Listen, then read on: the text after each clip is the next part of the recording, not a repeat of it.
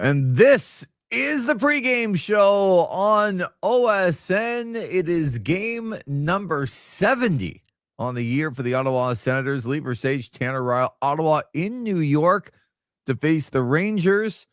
And another big week starting on a Monday with New York, then Detroit tomorrow night, and then Pittsburgh coming up on Thursday. The next three games for Ottawa. How are you, Tanner? Doing pretty good, Lee. Just crushed a chicken burrito bowl, and I'm all ready to go and bring some takes here to the pregame because won't be joining you for this is overtime. So I got to bring it all to this show. I don't want to say that I'm disappointed with you, but I'm a little bit underwhelmed from you that I keep saying you because it's you forgot to bring up on This Is Overtime that we had this immaculate concoction of honey, peanut butter, bacon, jam, and hot dogs. We did a video on it, and then we never talked about it. Yeah, I'm surprised we didn't too. Yeah, that's on both of us. But if the good listener wants the first ever This Is OSN food review, it's up on our YouTube shorts. So I don't know, maybe we'll have to try some more Sens Arena food because they got some weird stuff in there. And that hot dog we tried is only available for the rest of this year. So who knows what's going to be there in the future. I need you to help me understand that we haven't really told a lot of people about OSN because we're in the beginning stages here, and we're working some kinks out. We're going to get going here very soon. But I went on it and watched it, and there was like almost 700 people that have seen it. I'm like, how is this possible, Tanner? It's just super easy to get discovered on shorts because, I mean, most of the time people it's just mindless. They'll swipe and swipe and swipe. It's the same as your Instagram reels and your TikToks where you're just sitting there for like hours and it flies by. You don't even notice. Whereas like the live streams that we're doing right now, you really got to go out of your way to try and find them. Yeah. Like you probably got to search up This Is OSN or maybe it'll pop up on somebody suggested, but shorts are super easy for other people to just kind of randomly stumble on. So it's a great way that I'm sure we're going to be growing the channel as we go. But ideally, eventually our live streams will be hitting those numbers. No question. I was doing some writing this morning for what we're going to be doing in the next month and going over what I would call a strategic 7-page plan. And then oh God, I know. And then I have it all done, and there we go. 5 years of unparalleled success coming for OSN. No, not gonna give any quotes about that, but some stuff to go over with the group soon. And then I was giving we have an unbelievable what I would call image voice. I'm really excited about it. Record gate, maybe? What's that? A record gate Zach is asking about? See, Zach, I'm telling you, I'm trying to tell Tanner and everybody else about our unbelievable voice imaging person, Alex, who she is unbelievable at music and everything else. And I wrote her a bunch of liners today, and she's sending them back and some intros to some shows. I'm gonna pitch you and Zach another name for a show coming up later. That we'll see. Yeah, we'll see if you guys like it or not. But Zach, when you do stuff like this and you put up, are you ready to announce a record gate right here on the show? And then Tanner reads it, and then like he's not listening because of you, Zach, not because of him, because of you. Ethan says next OSN meeting is going to be 7 hours, 1 per page. Ethan, I usually go 2 to 3 hours per page. I wouldn't, 7 would not be in the ballpark. But he says before that, evening, gents, just want to start with a take. David Riddick, an Ottawa Senator next season. And I'm not going to discuss that at all. What I am going to do is tell people, and the first thing that we're going to discuss, we got Mika Zibanejad's 1,000th game in the National Hockey League tonight. We have Lassie Thompson in for Dennis Gilbert, who is injured, but we're going to start in goal. James Reimer. This is the makeup game for Ottawa with a lot of teams. They are either 1 or 2 games. They have more games to play in the standings than do others. They are at 69. The Red Wings have played 70. So has Boston. The Islanders have played 71. Currently 4 points out of a playoff spot, trailing the New York Islanders, who, again, they have 2 games in hand, and they could really do themselves a favor by winning tonight, and they would go over Detroit in the standings if they could beat them in regulation tomorrow. So a ton on the line. Is it the right call for James Reimer to be in goal tonight against the Rangers? Yeah, I think we discussed this on the program a little bit last week. I was always kind of eyeing this game up as if you're going to get him in to one game. This was probably the one you do it. Just looking at the quality of opponents coming up and the fact that tomorrow is pretty much the biggest game of the Ottawa Senators season against the Detroit Red Wings. They need to win that. It's a back-to-back with travel. Linus Ullmark has to be at his best going into that game, and I think it's a smart idea to rest him. Going into there, you put James Reimer in tonight against probably the worst opponent they're going to play in a little bit. When you look at this week, we talked about Detroit's coming up, Pittsburgh's coming up, Tampa's coming up. These are all playoff teams. You could say maybe Florida on the 31st, but after that, you got Buffalo, you got Minnesota, you got Carolina, you got Tampa. When else are we going to see James Reimer? Right. I don't know, last 2 games of the year against one of New Jersey or Toronto if they want to rest Ullmark for a potential playoff start. But yeah, I think it makes all the sense in the world to give James Reimer this one. I think ideally if Ullmark had proven himself a little bit more and he had more confidence this season, you would be able to ride him on this back-to-back. But I think the Ottawa Senators are making the best out of this, and it's the right game to start Reimer. You certainly wouldn't play him tomorrow.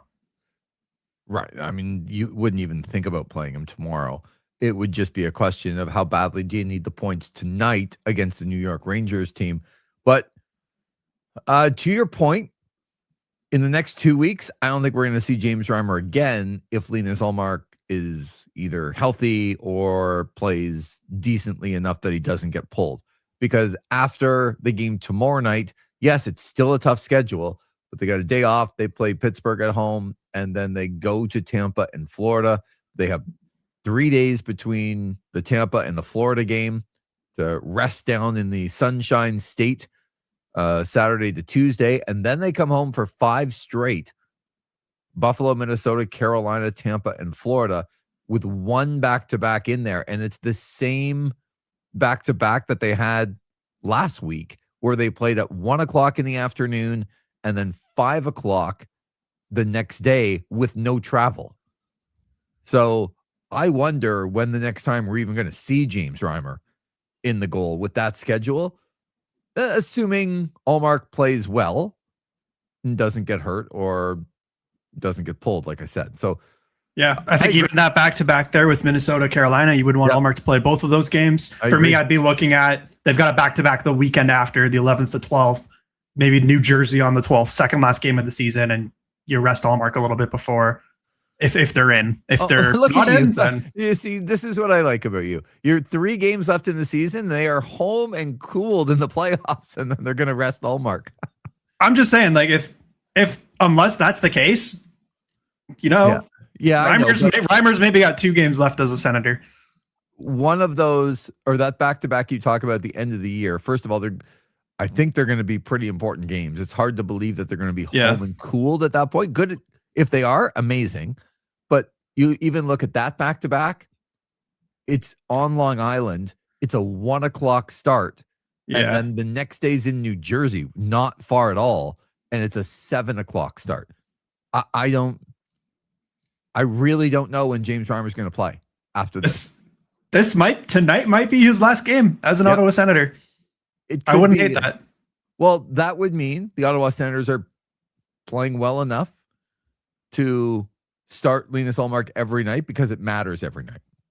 Yep. So we'll see how it goes. It makes me nervous tonight again, but I think it's the right call to put James Reimer in goal. So let's move on. Dennis Gilbert had a really weird game on Saturday. Took a not a very good penalty when dove on the puck and didn't get up and wondered why he got a penalty. Of course he's going to get a penalty. And then made a couple of decent plays and then got injured. And he's going to be out for a bit. So right into the mix is Lassie Thompson tonight. Your first kind of impression, and this is where Z Gibbon, who is listening, and by the way, looks like it's going to be a Big Mac combo tonight. Steve McKenzie and Zach McGibbon. Oh, we're going with the three-man booth. Yeah, well, you're tough to replace, Tanner. So there you go. Bring in as many people as possible. But Zach on the chat can give us a little bit. But what's your first thought here of Lassie Thompson, who I'm trying to look at how many. 18 National Hockey League games under his belt in his career over 4 years now? Yeah, so I've seen this graphic that's been kind of going around from SensBuzz over on Twitter that just shows kind of his unlikely, bizarre path back here to the Senators lineup. So he was drafted 19th overall in 2019 by the Ottawa Senators. So that's 1 year after Brady Tkachuk.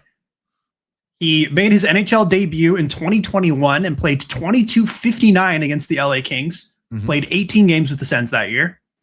2023, he did not make the Senators, and he was claimed on waivers by the Anaheim Ducks. I think Bernard Docker kind of beat him out at that point, and he's not here anymore either.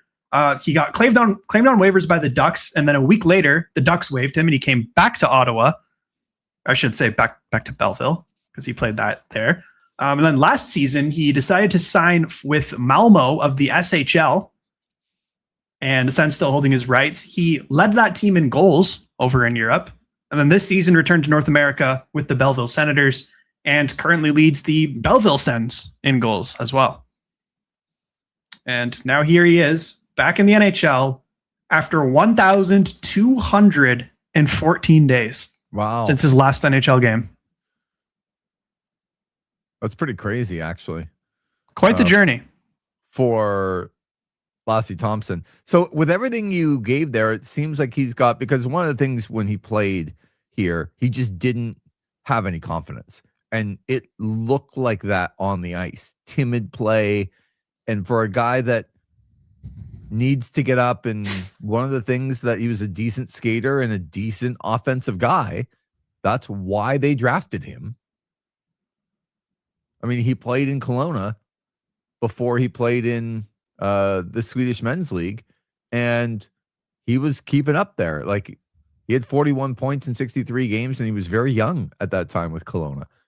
17 turning 18. So this is a guy that does have some offensive skill. It's an odd thing to... Let me backtrack. If they were putting him into a game when they were 10 points out of a playoff spot, I think he would play a top 4 role, because one of the things you need, I think, is to get him up in the rush and offensive minded.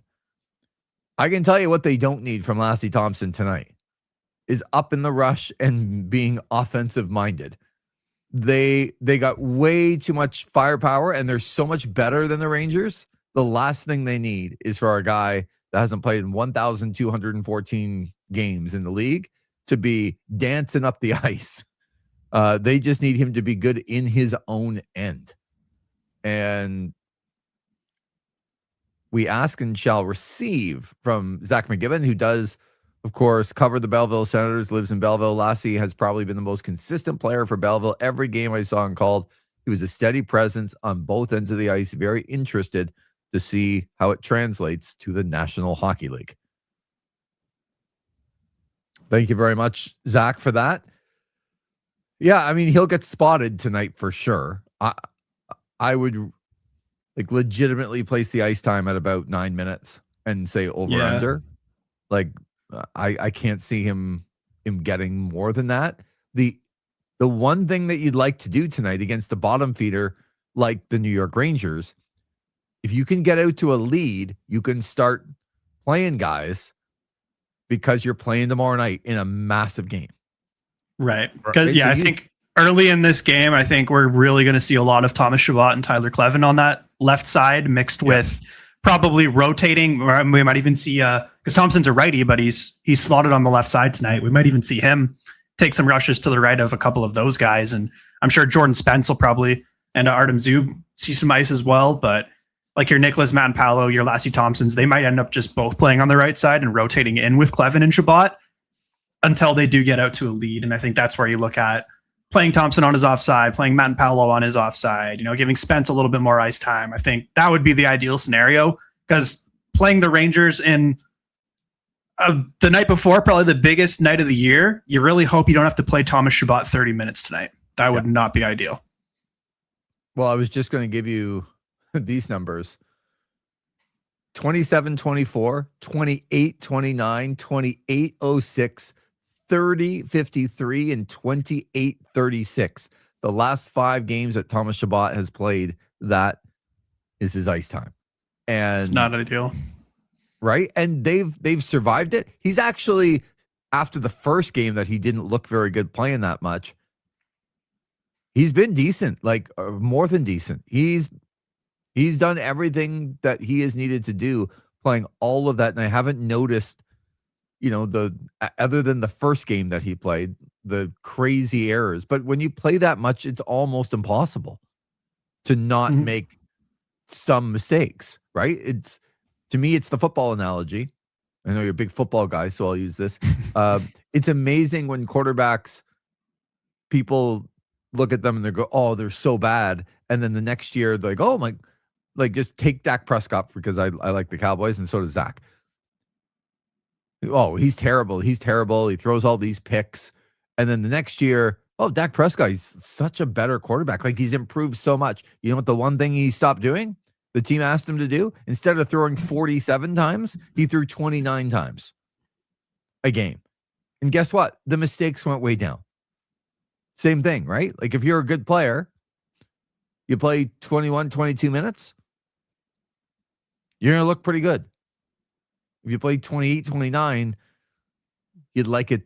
I mean, it's just very difficult to play that. So that's the one thing I'm looking for tonight, is to be able to, I think there's going to be a massive push to get an early lead in this game. I would agree. Yeah, and it's all been by committee. Like, Shabbat stepped up big time, but we've talked a lot about Jordan Spence playing really well. I think Tyler Clevin's been steady on that second pair too.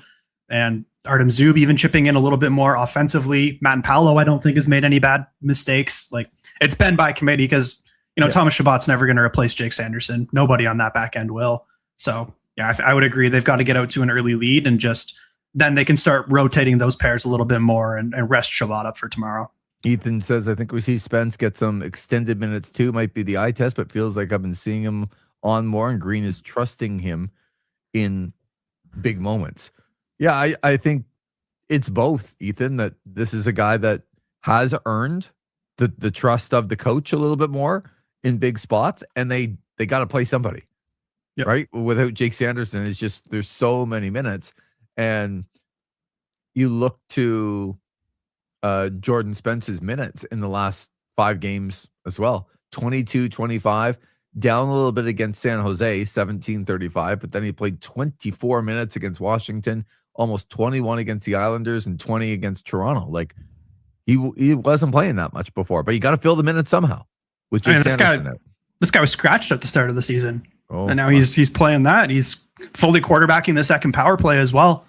Even before Sanderson went down, he had earned a spot on that unit playing with Shabbat. They were running the 2 defensemen for a while, but yeah, I've loved everything about Spence's game. I think it'll be a little tougher with him because they are a little right heavy right now. I think you're probably looking at more Shabbat and Clevin that are going to eat more minutes, but yeah, I think Spence has fully deserved more playing time, and yeah, we'll probably see a lot of him tonight. So the New York Rangers come in on a 4-game losing streak after they won 4 in a row. They beat Philly, Calgary, Winnipeg, and Minnesota, and then end up losing to LA, New Jersey, Columbus, and Winnipeg yesterday in a shootout, 3-2. So they're on the back-to-back. But the big thing for the New York Rangers tonight, who are not close to a playoff spot, is game number 1,000 in the career of Mika Zibanejad. And of course, Mika Zibanejad's time in Ottawa is something that a lot of people remember. Drafted 6th overall by the Ottawa Senators in 2011. I was at that draft with AJ, and the first kind of major draft that we were sent to outside of the city of Ottawa, and this was in Minneapolis, St. Paul. And going into that year, they had two first-round picks and 3 second-round picks, because that was, okay, it's time to blow it up, and they made some trades, and they brought in all kinds of picks, and they went into that draft absolutely loaded. That is also the year that Craig Anderson came in at the end of the year, and the Ottawa Senators, when the clock turned to March 1st, they were in the number 1 overall spot. They were dead last in the league. And Craig Anderson came in and won a bunch of games. And I believe, I'm almost positive, they finished 5th last. And then because of the lottery, they fell down another spot. And they ended up picking number 6. And they picked Mika Zibanejad. They made a trade that day to get another, like a third first-round pick. And instead of going in with 2 and 3, they ended up having 3 first-round picks and then 1 second-round pick. And those players were Mika Zibanejad and Stefan Nason and Matt Humpel, for those who remember. And then they picked Shane Prince from the Ottawa 67s with their late second-round pick. What do you remember about Mika Zibanejad, Tanner? Well, we're going pretty far back in my hockey fandom here. Yep. Because, the 2011 draft we're talking about, I was 10 years old, so I don't vividly remember the draft coverage or anything like that. I think his first season was the one where Paul McLean was in, and that's probably one of the first seasons where I can really remember watching a lot of games as a fan. Mm-hmm. Like, I certainly knew the team before then and whatnot, I'd gone to games and stuff, but where I can really remember it. So I remember him coming in, and he had that first point against Detroit.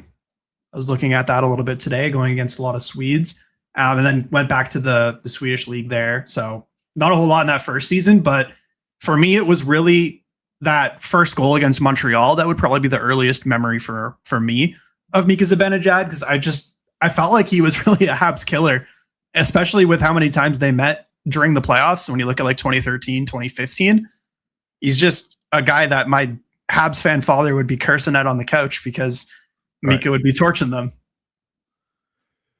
Yeah.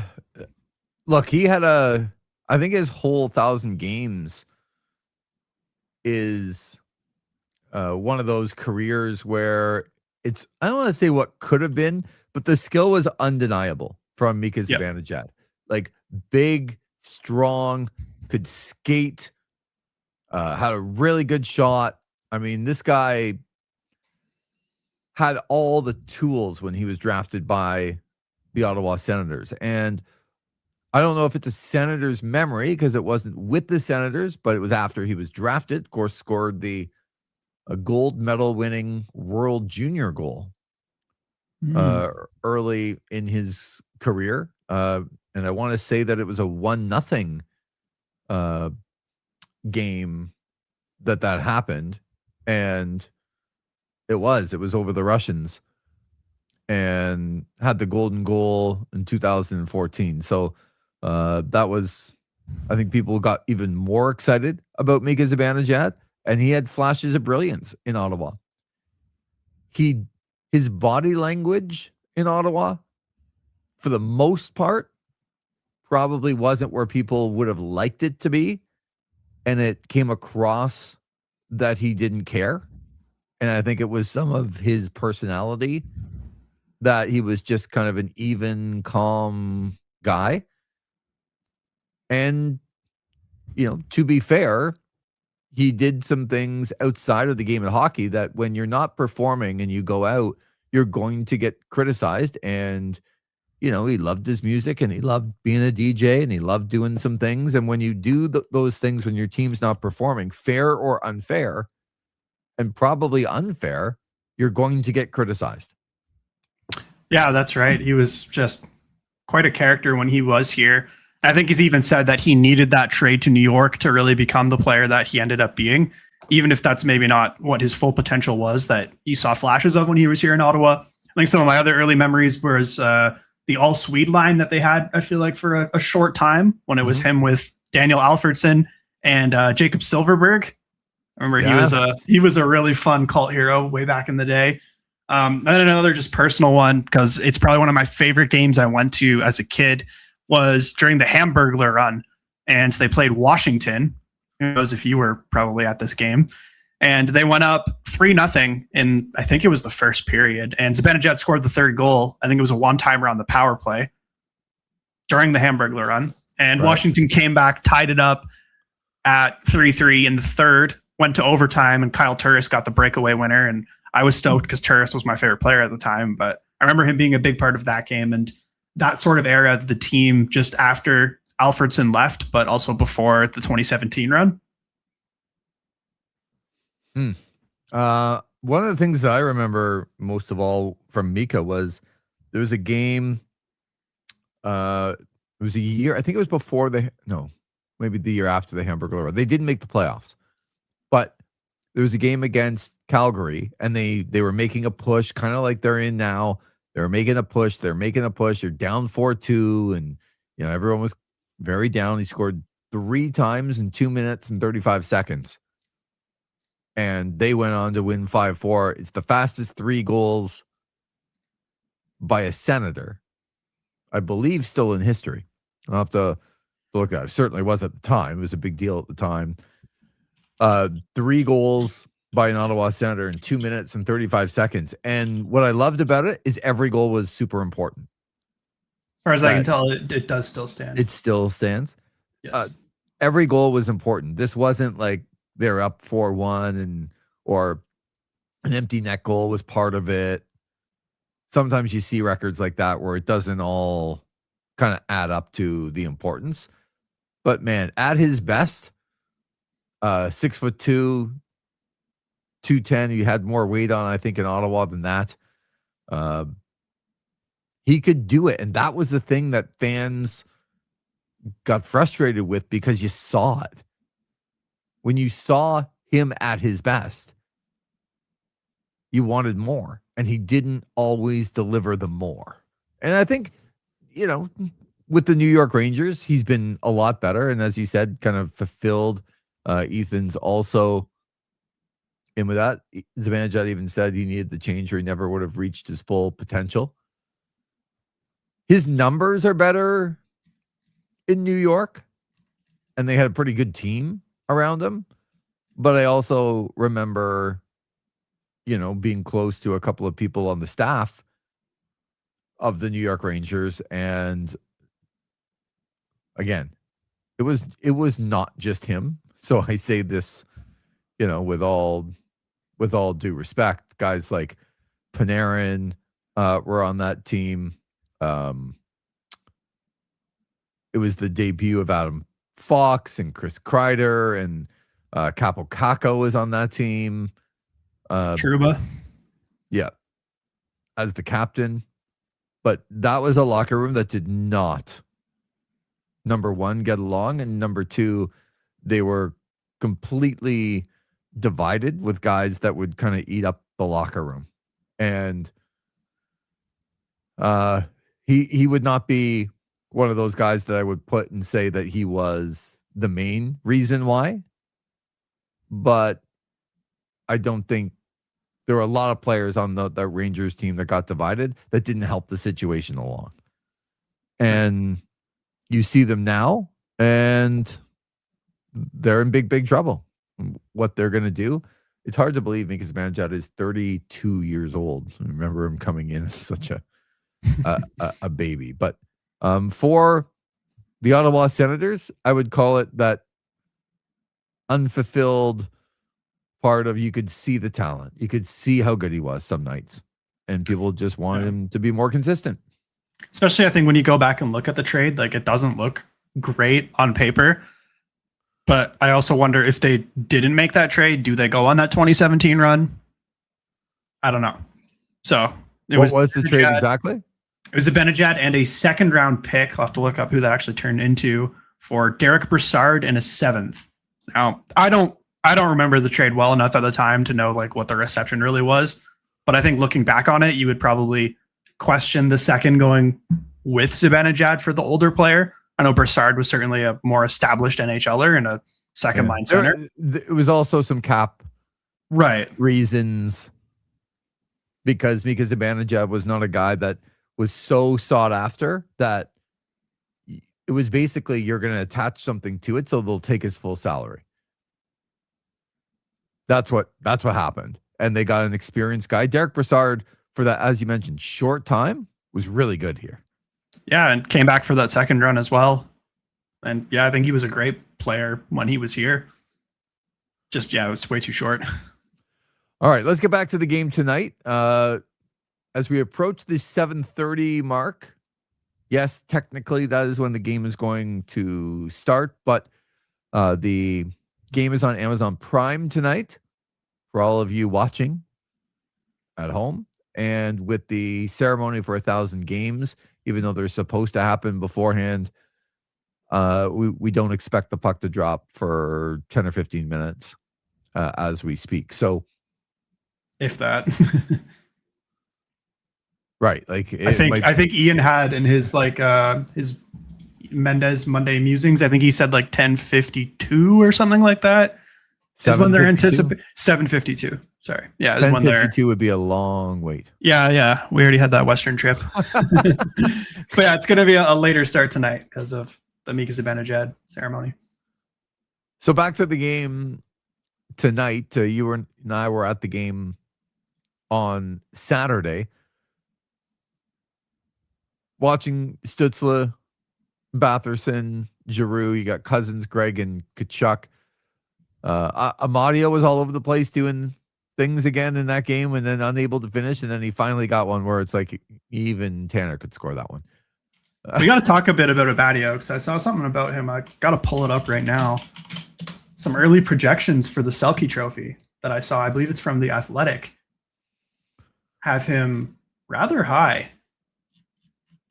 I believe it was 3rd place behind, I want to say, Nick Suzuki, and it might have been Yanni Gourde. Okay. Yeah, and I think that those positions usually are reserved for centers. But with Shane Pinto being out of the lineup, and I'd say not being as consistent as people thought Pinto would be, Amadio's been that guy. Well, Shane Pinto is 5th on their ranking. Yeah. So, the Selke Trophy, I've got it here now. So they have their top 10 sort of projections. They've done all the NHL awards here. So this is The Athletic. Number 1, Nick Suzuki. Number 2, Yanni Gourde. Number 3, Michael Amadio. Number 4, Noah Cates. Number 5, Shane Pinto. Right. And of course, when you hear that there's 2 Senators on the same line, they're going to take votes away from each other, right? But probably. But I do think it says if The Athletic is coming up with that, and they're obviously talking to coaches and people from around the league, this Ottawa Senators team, we know this. They don't give up any shots anymore. They basically shut you down, and then they go and they win the game. That's what they do. You just don't. I mean, the Leafs got outshot 43-14, and I know the Leafs aren't any good, but they were up 6 shots to 3 10 minutes into the game. After that, they were obliterated on the shot count, right? So when this team is able to shut other teams down, like not just a little bit, but a ton, who's doing that? Well, for the most part, it's that line with both Pinto and Amadio on it. Yeah, and then whether it's Cousins or Greg or Giroux or whoever their third is, it's just that's Travis Green's lineup. Shut down his matchup line. And I'm sure they're going to want the matchup tonight too against the Rangers' first line because it's a bit of a top-heavy lineup. Just peeking at their lines right now, you probably want them out there against Alexis Lafreniere, Mika Zibanejad, and Gabe Perreault. So I'm sure we're going to see a lot of those 3 tonight. Yeah, you remember the I'm trying to go back and find the last time they played the New York Rangers. Man, it was ugly. Ugly. Like the Rangers were really bad. Yeah. Now, a big part of that game was the Rangers were without Igor Shesterkin, who is projected to get the start tonight in goal. That will change things a lot. He stole a couple of games for them fairly recently, so you're going to have to get a lot of pucks on him. He'll probably be the best player on the ice wearing blue. Zibanejad, I'm sure, will have a bit of extra pep in his step. I like Perreault a lot as a young player. Interested to see if the Rangers can actually develop a forward prospect when you look over at Alexis Lafreniere and where his development is sort of at. Of course, there's Adam Fox on the back end, but it's not a terribly deep lineup. This game was 6-0 for the Ottawa Senators in the middle of the second period. Yeah. 8-4 flattered the New York Rangers. when you hear the score in that game. I remember watching that game going, yeah, there's not a worse team in the league. And I believe that game was fairly close to the game against Vancouver. I was about to say, I think that lasted for about 48 hours before they played Vancouver. No, it was actually the opposite. They played Vancouver. Oh. They played Vancouver and they won 2-1. In a game that you were like, the Ottawa Senators were so much better than Vancouver in that game. And Vancouver scored early in the third period, but I'm just going back. Yeah, I mean, the shots were 40-20 in that game. That game was 2-1. You watch Vancouver and you're like, yeah, they're never winning that game. And then the next night, I remember coming on here going, yeah, there's not a worse team in the league than Vancouver. And then the next night they played the Rangers. They're up 6-0 in the middle of the second period. Okay, maybe it's this team. But you're right. The goaltending changes. And I do think, having been around locker rooms for a long time, that there will be a bit of a surge in the Rangers play at the beginning. They will care about the Mika Zibanejad 1,000th game. I mean, as a veteran on the team, when your year's not going very well, there's not a lot to play for. Like, there's not a lot when you get to the rink. You go, well, what are we doing tonight? Like, what are we playing for? And when you talk to players, those things matter.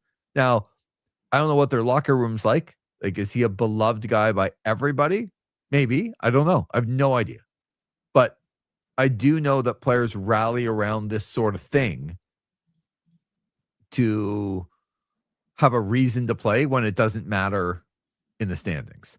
But that doesn't last very long. That lasts until the Ottawa Senators are up 2-0, 5 minutes in, and then it's over. And for Ottawa, it seems so cliche. You just can't let them hang around tonight because you could break their spirit probably pretty easily in this game and set yourself up for the Detroit game coming up. It's kind of weird to not have anything on the scoreboard tonight. Like, there's no scoreboard watching. There's nothing going on. Just this game. And then it gets fun tomorrow. Yeah. Well, I mean, there was a little bit of movement yesterday with the Islanders. They're now in the second wildcard spot. They've pushed Detroit below the playoff line. Yeah. In regulation, they beat the Columbus Blue Jackets, which really just doesn't happen. Yeah. Very often. It's only the third regulation loss in 26 games for the Columbus Blue Jackets, but really, really important game for the Islanders last night. If you thought that they were kind of not dead, but broken from the loss with 12 seconds to go in Ottawa, and then they got shellacked by Montreal 7-3, that this is a team that maybe just were headed downwards. And big win for them yesterday. For sure. Zbad said on his Prime pregame that some of the most treasured memories were getting to play along Daniel Alfredson and help lead Ottawa to the playoffs for a few seasons. And he's excited that his 1,000th game is against Ottawa. I would imagine that because no matter what it was here, there were some good times. Like, just because there were some not so good times doesn't mean that there weren't good times, right? And when you look like Mika Zibanejad was on the team of the Hamburglar run. Like how fun would that have been? Yeah, just in those Montreal series and playing with Alfie, and I know he was pretty close with Erik Karlsson. I read a really great article today from Peter Baugh of The Athletic, who talked about when Zibanejad found out about the trade, Karlsson stopped his game of golf mid-round and went to Zibanejad's house to console him because he couldn't believe that he had been traded. Really? That is interesting. So we'll see how that goes tonight. This is a game that I think, well, what's your prediction on tonight's game?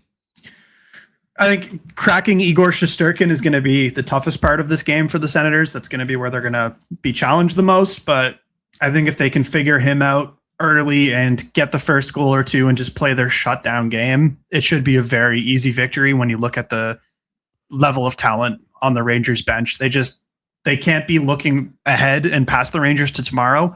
And you've got to take into account that the Rangers are going to come out hot after that 1,000th game scenario. So I do feel pretty good about the Senators' chances. I'm going to take them in this one. I don't think it's going to be super high scoring because of the Igor Shesterkin effect. I'm hovering around like a 4-1 win. You're happy that Ethan is also predicted 4-1. That makes you feel really, really good about yourself. I didn't even see that. I was looking over here, so my chat's over here. 4-1, you know what? I'll say 5-2.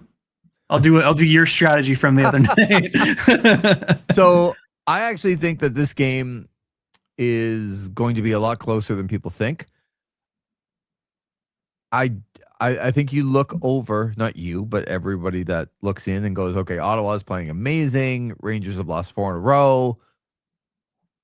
You can't overlook the fact that Ottawa's played a lot of hockey lately. Shabbat's played a ton of hockey.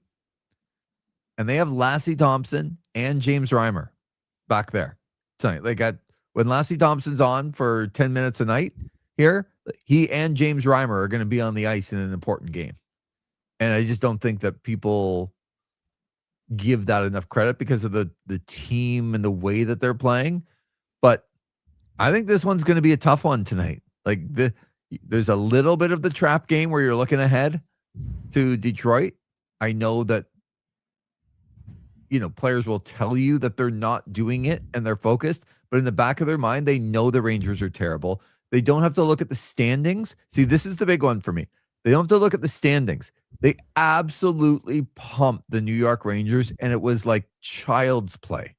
When you do that in Madison Square Garden, there's no way you think you can say all the right things, but there's no way you actually believe that they're good enough to beat you. They might be better than they were when you pumped them, but they're not good enough to beat you. You believe that as a player. So I think this is a tough game for Ottawa. I really do. I'm going to say 4-3, possible overtime, but I think they find a way to get it done. But I think it's very close. So I'm going to go 4-3 Sens. OT. Okay. But, I like it. Which is not ideal going into tomorrow.